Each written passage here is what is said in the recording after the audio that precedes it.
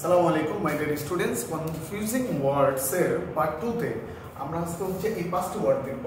প্রথমটি হচ্ছে দেখো এফেক্ট মানে হচ্ছে প্রভাবিত করা, আর ইফেক্ট হচ্ছে প্রভাব বা ফল। আমাদের স্টুডেন্টরা অনেকেই হচ্ছে এই দুইটার মধ্যে প্যাচ লাগায় ফেলে, আসলে কখন করতে হবে। মূলত এফেক্ট শব্দটি হচ্ছে একটি ভার্ব আর ইফেক্ট শব্দটি হচ্ছে একটি নাউন। সো যখন তোমাদের ভার্বের দরকার হবে তখন এফেক্ট নিবে, এবং যখন তোমাদের নাউনের দরকার হবে তখন ইফেক্ট নিবে। নিচে তিনটি শব্দ আছে অলসো, অ্যাজ ওয়েল, টু। এই তিনটি শব্দই হচ্ছে আমরা একই অর্থে প্রায়শই ব্যবহার করে থাকি, বাট আমরা বুঝি না কখন কোনটা বসবে।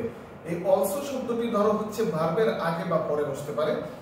এই অ্যাজ ওয়েল এবং টু এই দুইটি শব্দ সবসময় সেন্টেন্সের শেষে গিয়ে বসে।